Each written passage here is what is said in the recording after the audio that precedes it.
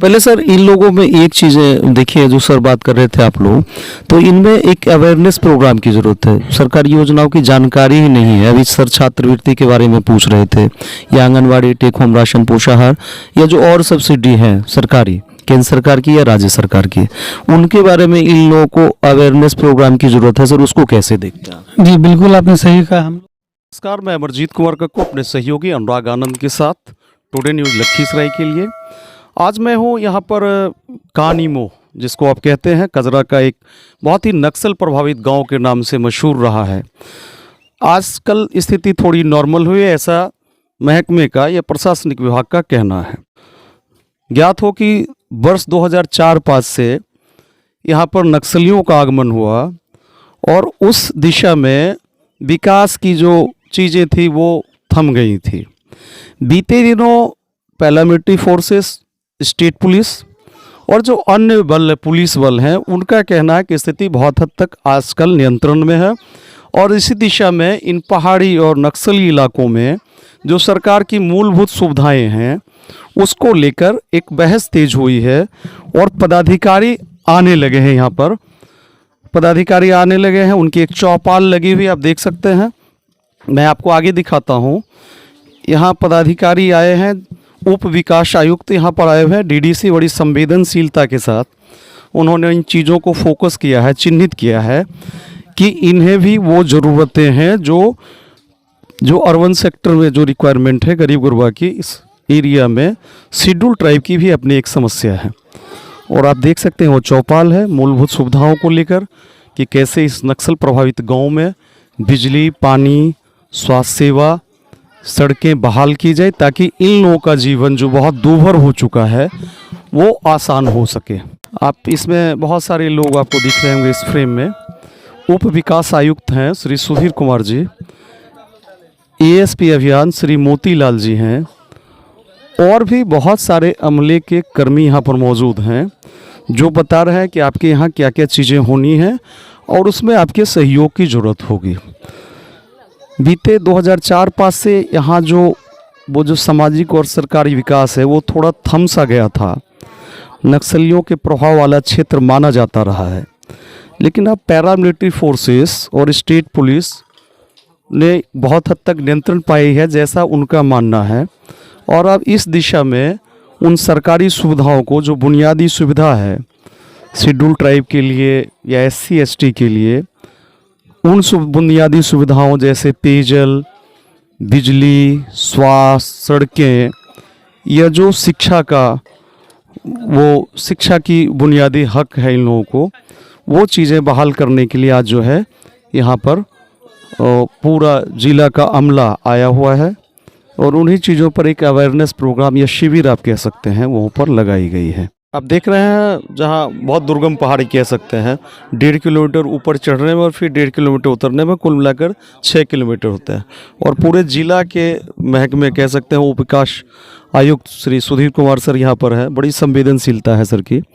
आखिर वो जो नक्सल इलाकों में जो नियंत्रण कुछ हद तक हुआ है पैरामिलिट्री फोर्सेस और स्टेट पुलिस के माध्यम से, तो वहाँ अब सरकारी सहूलियतों को पहुँचाने की दिशा में पहल हो रही। सर नमस्कार, कह रहे थे सर ये क्या चल रहा है अभी जो आप यहाँ कानीमो में आए सर? देखिए, अभी जो यहाँ पर शिवम जी हैं SSB के और ASP साहब हैं, इन लोगों के साथ इंटरेक्ट करने से हमको जानकारी ये प्राप्त हुई कि लखीसराय में कुछ पहाड़ी क्षेत्र में जो हमारे आदिवासी भाई लोग रहते हैं, वहाँ तक हम लोग उनको जो केंद्र सरकार और राज्य सरकार की योजनाएं, जो कल्याणकारी योजनाएं हैं, साथ साथ जो विकासात्मक योजनाएं हैं, वो यहाँ पहुँच नहीं पाया है। इनके विभिन्न कारण हैं, कारणों में भी नहीं जाना है। तो हम पहला दिन आए थे, नीचे तक रहे थे, लोगों के साथ बैठक किए, जानकारी लिए, तो जानकारी में बहुत सारी चीज़ें स्पष्ट हुई। जब हम आज ऊपर आए हैं तो वास्तविकता में जितना हम जानकारी मिली थी उससे अधिक हमें समस्याएं नज़र आ रही है। जैसे कि मनरेगा, सबसे पहले मनरेगा का ही बात करेंगे कि यहाँ मनरेगा का कोई काम ही संचालित नहीं हुआ विगत 10-15 सालों से। जॉब कार्ड तक किसी को नहीं है। जो सबसे आवश्यक है कि इनकी रोजी रोटी कैसे चलता है, जो ट्रेडिशनल सोसाइटी में था आज भी उसी तरह से चल रहा है। तो मेरा प्रयास यही हो रहा है कि हम लोग इसको मनरेगा से जोड़ें पहले, उसके बाद जीविका के माध्यम से सेल्फ हेल्प ग्रुप बना करके इनके हम पैसा दे के स्ट्रेंथनिंग करें, सो दैट कि ये अपना कोई रोज़गार भी कर सके। अभी यहाँ आने के बाद यह भी जानकारी प्राप्त हुई है कि यहाँ जो विद्यालय उत्क्रमित मध्य विद्यालय कानीमो ये 10th तक है, बट टीचर रेगुलर नहीं आते हैं। कभी 2 आए, कभी 1 आए, कभी 2 आए, इस तरह से करके। और जो इनको मध्याह्न भोजन मिल रहा है वो भी प्रॉपरली नहीं मिल रहा है।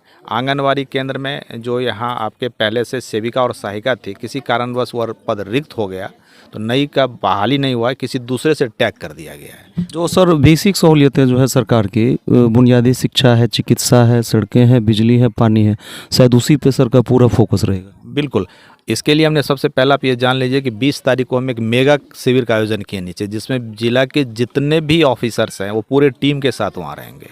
जैसे आपके स्टेट में 42 डिपार्टमेंट है, 42 डिपार्टमेंट के यहाँ कैंप रहेगा, प्लस आपके एसएसबी का जनसंवाद और एसटीएफ का जनसंवाद का भी एक काउंटर रहेगा।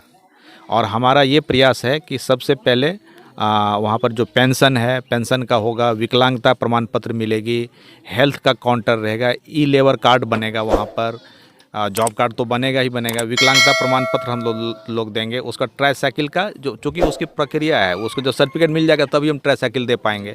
तो ट्राईसाइकिल तो जब ये प्रक्रिया हो जाएगी फिर नेक्स्ट फेज हम ट्राईसाइकिल उसको देंगे।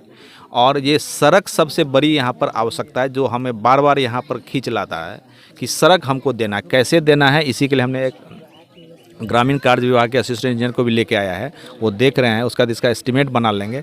जो कानूनी अड़चन इसमें आएगी, यदि फॉरेस्ट का है तो उसे एनओसी ले लेंगे, या वो बनाना चाहेगा तो उन्हीं को दे देंगे, हम पैसा उनको फंड दे देंगे एससीए के तहत।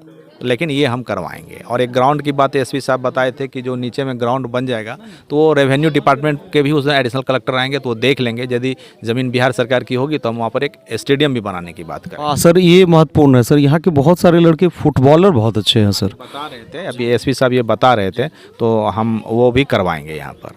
और जहाँ पेयजल की समस्या है, ये तो हम कह के जा रहे हैं कि हम विदिन मंथ इसको हम लगवा देंगे। ये बहुत धन्यवाद। ये देख रहे थे डीडीसी उप विकास आयुक्त लखीसराय, जो पूरी संवेदनशीलता के साथ इन इलाकों में शेड्यूल ट्राइब के एरिया में आकर, कुछ हद तक नक्सल प्रभावित अब कह सकते हैं, वहां आकर इस तरह का प्रयास हो रहा है। तो लगता है कि संवेदनशीलता है सरकारी एजेंसियों में। और यहाँ पर एक और साहब है, मोतीलाल सर, एएसपी अभियान। क्या मान लिया जाए सर सारी चीज़ें इधर नॉर्मल है और अब विकास की योजनाओं को जमीनीकरण किया जा सकता है? जी, जहाँ तक अभी जो जिस क्षेत्र में हम लोग आज बैठे हुए हैं, जो एक समय था कि हम लोग यहाँ बैठ नहीं सकते थे, इससे आपको यहाँ का आबो हवा और माहौल से आप भलीभांति परिचित है। और मैं आपके माध्यम से कहना चाहता हूँ कि जितने भी योजनाएं, चाहे वो राज्य सरकार की हो या केंद्र सरकार की हो, वो प्रशासन अब इस एरिया पर पूरी तरह से नज़र रखी हुई है। और मेरा प्रयास यही रहा है, चाहे वो सुरक्षा के दृष्टिकोण से हो या विकास के दृष्टिकोण से हो, जो मूलभूत सुविधाएं जो इनको मिलना चाहिए थी, वो अब धीरे धीरे हम लोग यहाँ पर लाने की भरपूर कोशिश में लगे हुए हैं। चाहे वो स्वास्थ्य हो, सड़क हो, शिक्षा हो, या अन्य और भी जो इनके द्वारा जीविकोपार्जन के साधन जो हो, खास करके हम लोग को ध्यान देना है कि इनको, चाहे वो खेती का कार्य कर रहे हैं तो खेती में क्या क्या इनको समस्याएं हैं, जैसे पानी की समस्या, बीज की समस्या, खाद की समस्या, या इसी प्रकार अन्य जो कार्यक्रम है या जिसको हम लोग कर सकते हैं उसको हम लोग कोशिश कर रहे हैं। इसलिए लगातार हम लोग यहाँ पर विजिट कर रहे हैं। और जैसा कि अभी डीडीसी महोदय ने बताया कि 20 तारीख को एक कह सकते हैं कि आपके प्रशासन, आपके द्वारा के तौर पर जो है, पूरे प्रशासन इनके घर आकर के इनके समस्याओं को सुनेगी और जो भी संभव ऑन स्पॉट जो डिसीजन या फैसला होना होगा, समस्याओं का समाधान होगा, वो वहीं पर कर दिया जाएगा। इससे क्या होगा कि इनको काफ़ी सुविधाएं मिलेगी। पहले सर इन लोगों में एक चीज़ें देखिए, जो सर बात कर रहे थे आप लोग, तो इनमें एक अवेयरनेस प्रोग्राम की ज़रूरत है। सरकारी योजनाओं की जानकारी ही नहीं है। अभी सर छात्रवृत्ति के बारे में पूछ रहे थे, या आंगनवाड़ी, टेक होम राशन, पोषाहार, या जो और सब्सिडी हैं सरकारी, केंद्र सरकार की या राज्य सरकार की, उनके बारे में इन लोगों को अवेयरनेस प्रोग्राम की ज़रूरत है। सर उसको कैसे देखते हैं? जी बिल्कुल, आपने सही कहा। हम लोग भी कई चीज़ों के बारे में इनसे जब बात करते हैं तो लगता है कि इनको जानकारी नहीं है। जैसे यहाँ पर स्कूल 2-2 है, लेकिन शिक्षकों का आना जाना हो सकता है यहाँ पर सही ढंग से ना हो, या जो भी जैसे पोशाक, मध्याह्न भोजन या अन्य और भी सुविधाएं जो सरकार की तरफ से मिलती है, इनको जानकारी नहीं है। तो जो यहाँ पर जो खास करके जो जनप्रतिनिधि लोग हैं, उनकी उदासीनता बिल्कुल साफ दिख रही है। चाहे वो मुखिया लेवल पर हो, वार्ड सदस्य के लेवल पर हो, उन लोगों को चाहिए तो अब हम लोग उस क्षेत्र में भी लग रहे हैं कि जो भी इनके जनप्रतिनिधि है उनके माध्यम से सरकारी कर्मचारी अधिकारी इनको बारी बारी से एक एक चीज़ के बारे में इनकी जो अधिकार है, इनके जो सुविधाएं हैं जो इनको सरकार के द्वारा मिलनी चाहिए वो उसके बारे में बताएंगे। और उसके आधार पर जैसे वृद्धा पेंशन योजना कई लोगों को मिल रहा है, कई लोगों को नहीं मिल रहा है। नहीं मिलने का क्या वजह है? तो कई लोगों का आधार नहीं है, तो किसी न किसी कारण से इनको वो चीज़ें नहीं मिल पा रही है। उसको हम लोग कोशिश में लगे हुए हैं कि इनको दूर किया जाए। बहुत धन्यवाद सर।